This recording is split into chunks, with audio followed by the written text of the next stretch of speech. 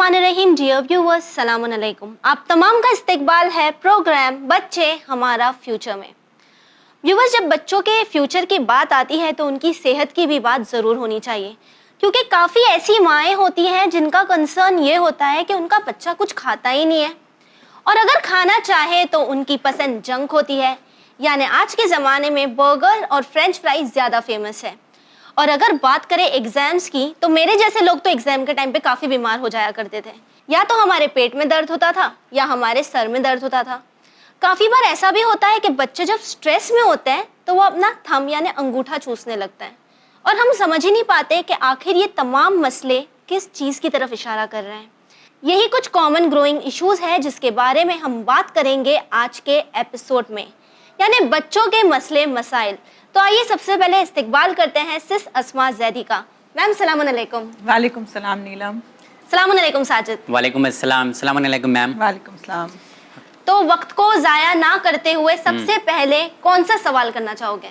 नीलम, जो आज टॉपिक है वो बहुत ही अच्छा टॉपिक है, क्योंकि हर एक के घर की ये प्रॉब्लम है। जिनके घर में बच्चे हैं उनके घर में ये प्रॉब्लम पाई जाती है। कॉमन इश्यूज़ है, इसका नाम भी वही है कि आम मसले मसाइल बच्चों से जुड़े हुए जो हैं वो हम चाहते हैं आज उसका सोल्यूशन आप दें। पहला जो प्रॉब्लम वो आता है कि खाने पीने को लेकर अक्सर माँ बाप की कंप्लेन होती है कि हमारा बच्चा कुछ खाना नहीं पसंद करता है। जो वो चाहते हैं, मान लो माँ बाप की जो ख्वाहिश होती है कि बच्चा खाए, ये सेहत के लिए अच्छा है, वो नहीं खाता है बच्चा। ऐसे में क्यों नहीं खाता है और खाने के लिए उसे कैसे मोटिवेट करें या खाए, क्या चीज़ करना चाहिए? Sajid, let's take a little step back. Okay. And start from breastfeeding. Okay. And the importance of breastfeeding. I think सबसे ज़रूरी तो यही है कि हम breastfeeding से बात करें, क्योंकि बच्चों के लिए बहुत बहुत ज़रूरी होता है to be breastfed. Okay. तो अक्सर माएँ जो होती हैं वो टाइम की वजह से, शर्म की वजह से, आने जाने पे पाबंदी लगती है, बंध जाते हैं, इन सब इश्यूज़ की वजह से इम्पोर्टेंस कम देती हैं और टॉप फीड प्रेफर करती हैं, क्योंकि वो इजी होता है मैनेज करना। बच्चों को किसी के पास भी छोड़ सकते हैं, इजी होता है। तो I think it's really important for mothers to understand कि उनकी खुराक बच्चों के लिए कितनी ज़रूरी है, not just for emotional bonding and physical bonding with the mother, but also in terms of nutrition. तो ब्रेस्ट फीडिंग की अगर बात करें तो उससे इमोशनल बॉन्डिंग भी होती है? ऑफ कोर्स इमोशनल बॉन्डिंग होती है, क्योंकि that is your closest attachment to the mother, right? And plus बहुत इम्पॉर्टेंट चीज़ जो लोग अक्सर गाफिल हैं इस बात से, the whole process of sucking, you know, it requires exercise of the muscles and the mouth. उसमें जो जोर लगाते हैं, जो एक्सरसाइज होती है मुंह की, जबड़े की, मसल्स की, वो बहुत ज़रूरी होती है बच्चों के ग्रोथ और डेवलपमेंट के लिए, जो टॉप फीड में, बॉटल में बच्चों को बहुत आसानी से मिल जाती है और उनको उतनी मेहनत नहीं करनी पड़ती। हाँ, वो एक्सरसाइज नहीं हो पाती। So I think from the time that you start the sucking reflex, कुदरत में हर चीज़ का निज़ाम किसी अहम वजह से है। बिल्कुल बिल्कुल। And breastfeeding is extremely important for small children. इसीलिए I think इस्लाम में उसकी इतनी इम्पोर्टेंस है कि उसका हदिया देना है या मदर्स को गिफ्ट देना है ब्रेस्ट फीड करने के लिए। It is a very time consuming, sometimes painful, रातों को जागना, नींद खराब होती है, जहमत होती है, but that is what motherhood is all about. एक सिंपल सा थंब रूल है कि आर्टिफिशियल चीज़ों को अवॉइड करिए। ओके। बॉटल को अवॉइड करिए, सिरेलैक को अवॉइड करिए, पीडियाश्योर को अवॉइड करिए। ये जो आपके जितनी आर्टिफिशियल चीज़ें हैं, अगर आप उनको अवॉइड करके नेचुरल चीज़ों को लेंगे, I think that is the best way to go forward. अगर मजबूरी नहीं है तो ऐसा? मजबूरी नहीं है तो बहुत सारे लोग जॉब पे जाते हैं, स्टार्ट कर देते हैं, तो अभी तो उन्हें top feed he. you can use breast pumps. You can still take out milk and give it to the child. So there are many, अगर आप करना चाहें तो बहुत से तरीके हैं ब्रेस्ट मिल्क देने के लिए। आप ब्रेस्ट मिल्क फ्रीज कर सकते हैं, उसे थोड़ी देर पहले निकाल के उसे बॉटल में करके नॉर्मल टेम्परेचर पे लाकर दे सकते हैं। तो there are many ways of, when there is a will, there is a way. When there is a will, अगर आप करना चाहें, जहमत बहुत है, मगर तरीके भी हैं जी। और आपके बच्चे की सेहत भी, आपके बच्चे की सेहत सबसे ज्यादा इम्पोर्टेंट है जी। एंड जब हम 4-6 महीने के होते हैं बच्चे, 6-7-8 महीने के होते हैं, तो when you start weaning them, so you start, देखिए जहाँ से दांत आना शुरू होते हैं ना, वहाँ से डाइट चेंज होना शुरू होती है। अच्छा। धीरे धीरे धीरे धीरे so you start giving them soft foods, बिल्कुल माइल्ड सॉफ्ट फूड्स। तो मुझे तो लगता है जो घरेलू चीजें होती हैं जो पुराने जमाने में करते थे, साबूदाना है, लाइट खिचड़ी है, बहुत ही मुलायम, पानी ज्यादा, खिचड़ी के चावल दाल कम, रेगुलर खाना है, ये सबसे ज्यादा न्यूट्रिशियस होता है बच्चों के लिए। अच्छा, ये सब देना शुरू कर देना चाहिए बच्चों को। जी, when you start weaning the child in 6, 7, 8 months, you start giving these foods. Ma'am, जहाँ हमने एकदम छोटे बच्चों की बात की, खासकर न्यूबॉर्न्स की या 1 साल तक के बच्चे की, तो काफी बच्चे ऐसे होते हैं जिन्हें अंगूठा सक करने की आदत होती है, थंब सक करते रहते हैं, या अगर मम्मा के साथ गए तो स्टोल को सक कर रहे हैं, फादर्स के साथ होते तो स्लीव्स को, टी शर्ट की, शर्ट की चूसते रहते हैं, सक करते रहते हैं, मिट्टियाँ खाते हैं। तो ये क्यों होता है? बोलते कैल्शियम की कमी है, पहली बात तो यही सुनते हैं हम लोग, कॉमन सुनते तो यही थे। जहाँ तक स्लीव्स और शर्ट्स खाने की बात है, it is a reflex, the sucking reflex is still retained in the child and the child has not overcome it. Okay. It is a sign of insecurity. Okay. It is a sign of insecurity, shirts, nervousness. So it indicates that the child still has a lot of insecurity. तो you need to reflect and think कि ये क्यों हो रहा है। अच्छा।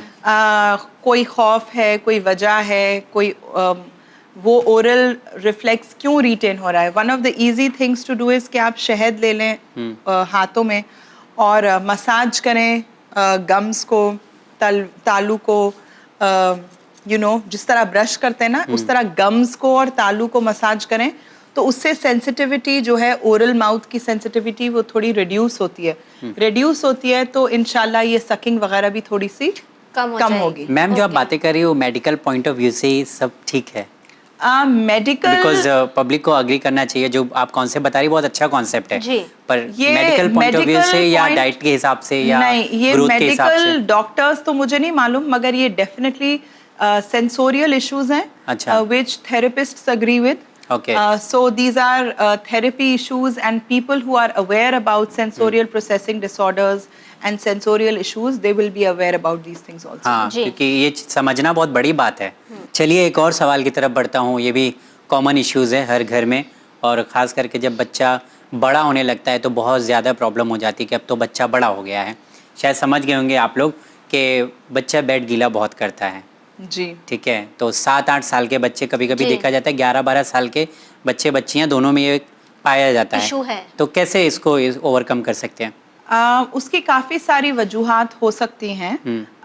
शायद first thing that should be ruled out is a medical reason, कि कोई इन्फेक्शन वगैरह ना हो। टेस्ट वगैरह कराएं? जी, टेस्ट वगैरह कराएं। अगर कोई इन्फेक्शन, यूरिन इन्फेक्शन वगैरह होता है तो उसमें अक्सर बच्चे बेड वेट कर देते हैं। तो अगर कोई मेडिकल रीजन नहीं है, कोई इन्फेक्शन नहीं है, कोई एनाटॉमिकल प्रॉब्लम नहीं है जिसकी वजह से बेड गीला हो रहा है, तो फिर दूसरी वजूहात की तरफ तवज्जो देने की ज़रूरत है। One of the common reasons for bed wetting is fear and anxiety and stress.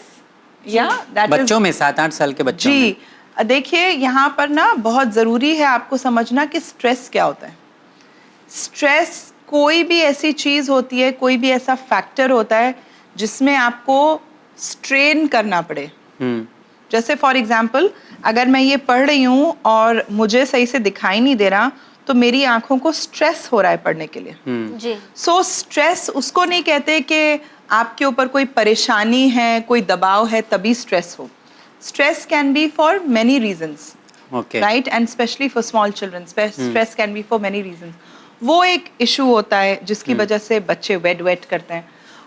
तीसरी वजह ये होती है कि बच्चों, and specially when we are talking about small children, 3, 4, 5, 6, 7 साल के बच्चे जो होते हैं, उनकी एक वजह ये होती है कि लैक ऑफ फिजिकल एक्टिविटी। अच्छा, यानी जो बच्चे बैठे रहते हैं पूरा बैठे रहते हैं, लैक ऑफ फिजिकल एक्टिविटी। शायद मैंने पहले के एपिसोड्स में भी बताया था नीलम, एक आपकी वर्टिकल मिडलाइन होती है जो आपकी बॉडी को क्रॉस करती है, और आपकी एक हॉरिजॉन्टल मिडलाइन होती है। तो जब बच्चे क्रॉल करते हैं तो your left and your right needs to integrate.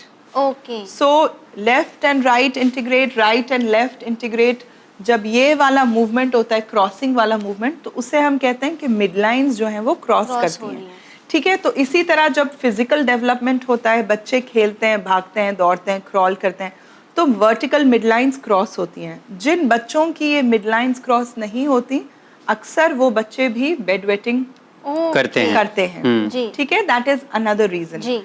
One more reason is कि जब बच्चों को इतना बिजी स्केड्यूल होता है उनका, इतने ज़्यादा, जिसे हम कहते हैं sensorial overload, when you have so many senses, जैसे आप शादी में गए, आवाज़ें हैं, गाने हैं, लोग हैं, शोर है, कलर्स हैं, कलर्स हैं, too much food, too much smell, too many senses which are hitting you, जो वो प्रोसेस नहीं कर पाते, जो वो प्रोसेस नहीं कर पाते, and they are overwhelmed by too many sensorial inputs, and they have no way to release the sensorial input.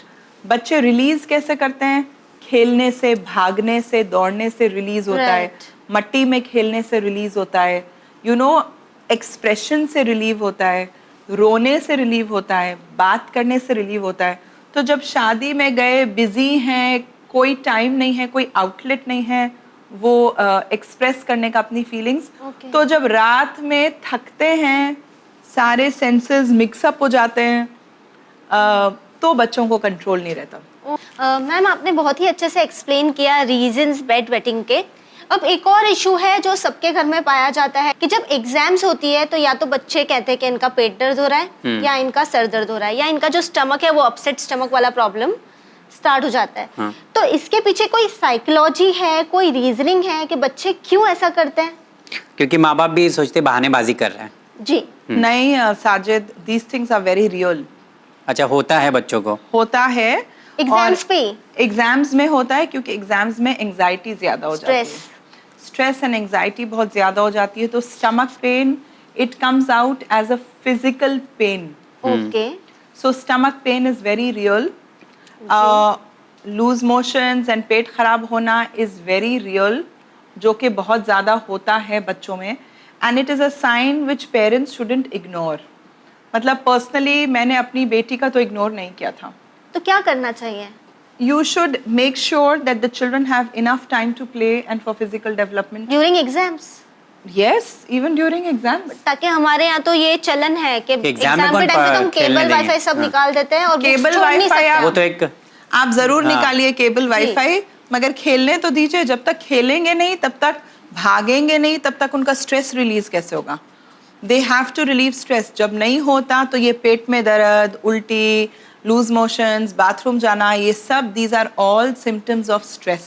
So there has to be a time for play even during exams. थोड़ा सा तो खेलना चाहिए continuously on a regular basis. Okay. And not just that, ये जो headaches होते हैं, आँखों के प्रॉब्लम के अलावा headache is also due to extreme stress. Okay. So you have to make sure that children are calm and relaxed and you don't stress them out too much.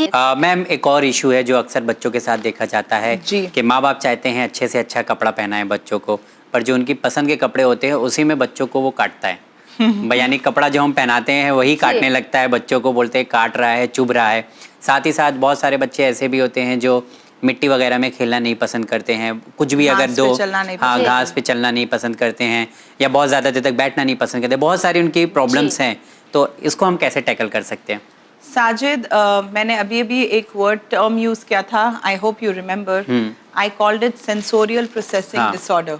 एक therapy जो है, it's a disorder, मतलब, और ये कोई disorder का मतलब alarm होने वाली चीज या घबराहट, like normal, परेशानी वाली चीज नहीं है। मगर पेरेंट्स शुड अंडरस्टैंड कि जिन बच्चों में सेंसिटिव स्किन होती है, okay, बहुत ज्यादा सेंसिटिव होती है skin, specially it happens for caesarean babies. तो वो बच्चों में उनको एक्स्ट्रा चीज़ें जो हैं वो चुभती हैं. So there are 2 types of children. एक सेंसरी सीकिंग होते हैं और एक सेंसरी अवॉइडिंग होते हैं. They avoid senses and some children seek sensorial. जैसे जो बच्चे चूसते हैं ना, वो सेंसरी सीकिंग होते हैं. अच्छा. उनको चूसने से कंफर्ट मिलता है. जी. जो सेंसरी अवॉइडिंग होते हैं उनको हर चीज चुभती है, हर चीज नोचती है. हाँ, क्योंकि माँ बाप ढूंढते रहते तो कुछ दिखता नहीं है. घास पे पैर नहीं रखते, मट्टी में हाथ नहीं डालते, गंदा है करते हैं. मगर it is very important to understand that you need to desensitize children. Okay. इसीलिए बचपने में till children are almost 10-12 years old मालिश करना बहुत जरूरी है. 10-12 साल तक. जी. और बहुत मालिश के तो लोग अगेन से बोलते हैं कि जो इंडिया और में ही होता है और बाकी तो दूसरी कंट्रीज में तो होता नहीं है. क्या मालिश वाले बच्चे वहाँ पे मजबूत नहीं होते? नहीं 6 महीने तक ही ज्यादा होती है. हाँ, 3 महीना भी बहुत हो गया है. आई थिंक 10-12 साल तक. इनफैक्ट अडल्ट्स को भी मसाज और मालिश की तो बहुत जरूरत होती है स्ट्रेस रिलीज करने के लिए. आज नया टेक्निक भी आ गई है जी. और अगर आप यू नो अपने ट्रेडिशंस देखें, कल्चर देखें, तो ये शादियों से पहले ये जो उपटन है, ये जो हल्दी है, ये सारी रस्में किसी रीजन से हैं. ओके, उसके बारे में किसी और दिन बात करेंगे. मगर coming back to our topic, massage and मालिश is something which is very very important for children. और थोड़े से प्रेशर से करें, थोड़ी सी रफ चीज से करें, जैसे बेसन से करते हैं. तो बेसन से मालिश, नहलाएं, मालिश करें. Very important to desensitise children. I am not saying कि बच्चे इसे एंजॉय करेंगे. बच्चे शायद चीखें, चिल्लाएं, रोएं, उनको ये चीजें पसंद ना आए. मगर स्किन को डिसेंसिटाइज करना बहुत जरूरी है. मैम, आपने कहा एक बेसन से नहलाएं, पर आजकल तो सोप आ गए हैं, ब्रांडेड सोप हैं, बॉडी वॉश हैं, वो सब ज्यादा लोग प्रीफर करते हैं. ये सब बोलते हैं पुरानी चीज है, इससे तो कोई फायदा है नहीं. Old is gold Sajid. बहुत सारी पुरानी बातों में बहुत हिकमत होती थी. अनफॉर्चुनेटली हमारे बुजुर्गों ने ये तो कहा कि ये करो, ये नहीं कहा कि क्यों करो. तो अगर वो से क्यों बता देते, अगर वो क्यों बता देते तो शायद बहुत सारे प्रॉब्लम सॉल्व होते थे. फॉर एग्जाम्पल, जो पालकी नहीं होती, जिसमें झूला जिसमें बच्चों को झुलाते थे. जी, वो झोली टाइप का. तो वो भी आजकल झूले कहाँ हैं. बट डू यू नो कि जब हम झूले में बच्चों को झुलाते थे तो उनके वेस्टिबुलर सेंसेस जो हैं वो एक्टिवेट होते थे. अच्छा. जी. तो when your vestibular senses get activate, there is balance and coordination in your body. ये वेस्टिबुलर सेंसेस क्या होते हैं? कान के अंदर होते हैं. It's an organ for balancing. Fluid होता है कान के अंदर. It is very very important for balancing.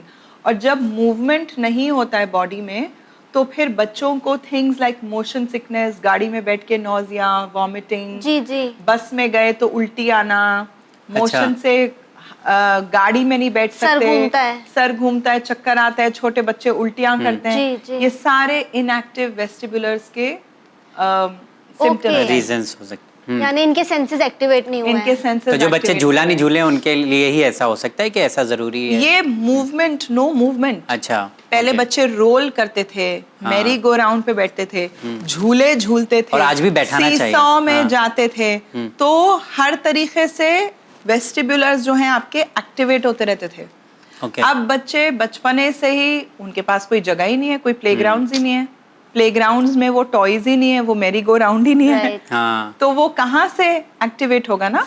तो जब वो एक्टिवेट नहीं होता तो फिर इनएक्टिव हो जाता है. जब वो इनएक्टिव होता है तो फिर आपको बहुत सारी बैलेंस की इश्यूज आती हैं. तो ये सेंसिटाइज, डिसेंसिटाइज करना स्किन को, मसाज करना, that is one of the ways in which you can desensitise the skin. और ये टैग्स की प्रॉब्लम, घास पे चल, और एक्सपोजर देना.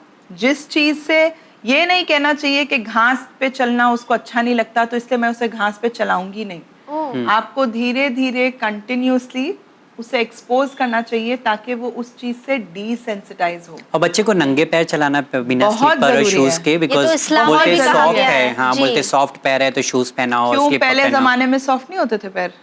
खाली अब के जमाने में अच्छे से अच्छा शूज पहनाने की कोशिश करते हैं और मार्केट में मिलते भी हैं. खूबसूरत रहते हैं कि अट्रैक्ट कर जाते लोगों को. नहीं, जरूरी आप शूज पहना रहे हैं, बाहर सड़क पे शूज पहनाइए जरूर, मगर घास पे, प्लेग्राउंड में, घर पे। कुछ लोग तो बच्चे को नीचे भी नहीं उतारना पसंद करते। नहीं साजिद, मैं आपको बता नहीं सकती कि ये प्रॉब्लम्स कितनी क्रिएट करती हैं। मैं थोड़ी माओं को जानती हूँ जो बच्चों को गोद में उठाए रखती हैं क्योंकि वो गिर जाएगा, उससे चोट लग जाएगी। जी, ऐसा बहुत बार किया जाता है। मट्टी में भेजेंगे, गंदा हो जाएगा। गंदा हो जाएगा, मट्टी से जर्म्स होते हैं, उससे इन्फेक्शन हो जाएगा। मगर मैं अपने व्यूअर्स को बताना चाहूंगी कि ये कितनी बड़ी अनजाने में ये लोग मिस्टेक कर रहे हैं। Because they need to play in the mud, they need to walk on the grass, they need to fall down, they need to crawl. It's a process, learning process. It's a learning process. तो इन चीज़ों को avoid मत करिए, इन्हें बार बार expose करिए इन चीज़ों से, और इन्हें सिखाइए घास पे चलना, रेत में। These are all natural things. अभी तो आजकल धूप में भी ले जाना बंद कर दिए, बच्चे काले हो जाएंगे, कलर हो जाएगा। ये तो और विटामिन डी कहाँ से आएगा? हाँ, विटामिन डी कहाँ से क्योंकि आएगा? अब तो मालिश ही नहीं होती है बच्चों की, तो फिर उनको धूप भी नहीं दिखाया जाता। पहले तो कितनी पाई जाती है, बच्चे चौक खाते हैं। चौक खाते हैं, तो ये डेफिशिएंसीज, ये प्रॉब्लम्स, मसल टोन मैंने देखी है बच्चों के हाथों की इतनी वीक, इतनी लूज होती है, उनकी बॉडी इतनी सॉफ्ट होती है कि मुझे अफसोस होता है उन बच्चों की ग्रोथ देख कर के कितनी लिम्प, कितनी सॉफ्ट बॉडीज हैं उनकी, which is very very sad and very unnatural and unhealthy. यानी बच्चों को खुला छोड़ना चाहिए। बच्चों को खुला छोड़ना चाहिए। मेरी दरख्वास्त है माओ से, प्लीज़ अपने बच्चों को नीचे छोड़ें, उन्हें क्रॉल करने दें, लगने दें चोट। It's a part of growing up. Walk करने दें, घास पे चलाएं, रेत में चलाएं, डिफरेंट मटेरियल से उनको सेंसोरियल एक्सपीरियंसेस होने दें। That is how you grow and you learn. इंशाल्लाह। तो आज की जो बातें हम लोग ने नीलम की है, वो ऐसा लग रहा है कि बदलाव की बहुत ज्यादा जरूरत है जी, क्योंकि पूरा ही जो आपने बताया है वो पूरा उल्टा हो रहा है आज के टाइम में, पूरा उल्टा हो रहा है। क्योंकि मार्केटिंग ऐसी की जा रही है और इस तरीके के प्रोडक्ट आ रहे हैं, इजी यूज प्रोडक्ट हैं, तो पब्लिक सोचती है कि चलो वक्त जा रहा है, हो जाने दो अच्छा से। अब हमें ये सोचना है कि जो पहले हुआ करता था उस वक्त को हम ले आए ताकि ये हमारे ही बच्चों के लिए अच्छा। एक बात का ख्याल रखें हमेशा कि जो पुरानी चीजें होती थी उनको पुराना मत समझें, क्योंकि इंसान तो वही है ना, उसकी ज़रूरतें भी वही हैं। हमेशा याद रखें कि इंसान वही है, उसकी ज़रूरतें वही हैं, वो उसी तरह से खल्क हुआ था, आज भी वही उसका डिज़ाइन और वही उसका स्ट्रक्चर है, तो ऑब्वियसली उसकी नीड्स भी वही होंगी। तो चलो, बहुत सारे सवालों के लिए आप भी तैयार हो, मैम आप भी तैयार रहिए। इंशाल्लाह अगले एपिसोड में फिर कुछ और बात करेंगे ऐसे ही इंटरेस्टिंग, जो हमारे बच्चों से जुड़ी होंगी इंशाल्लाह। नीलम, अब वक्त हो चला है, अपने नाजरीन को अलविदा कहें। इंशाल्लाह अगले एपिसोड में फिर मुलाकात होगी। बच्चे हमारे फ्यूचर में कुछ और मौजू पे हम बात करेंगे इंशाल्लाह। आज के प्रोग्राम में हमने उन मसलों पर बात किया जो मसलों पे लोग अक्सर बात नहीं करते हैं, जो हमारी प्रॉब्लम्स होती है, और सोल्यूशन लेने की कोशिश की। इस प्रोग्राम में हमारा साथ दे रही थी अस्मा ज़ैदी साहिबा। बहुत अच्छे तरीके से उन्होंने बताया कि हमारी जो प्रॉब्लम है डेली लाइफ की, हम उसे कैसे सॉल्व कर सकते हैं। मेहनत ज़रूर है, लेकिन करना तो पड़ेगा, क्योंकि सवाल है हमारे बच्चों के फ्यूचर का। इंशाल्लाह अगले एपिसोड में फिर मुलाकात होगी। देखते रहिए चैनल विन। बहुत बहुत शुक्रिया। दीजिए इजाज़त मेरी टीम के साथ, बने रहिए चैनल विन के साथ। खुदा हाफिज़।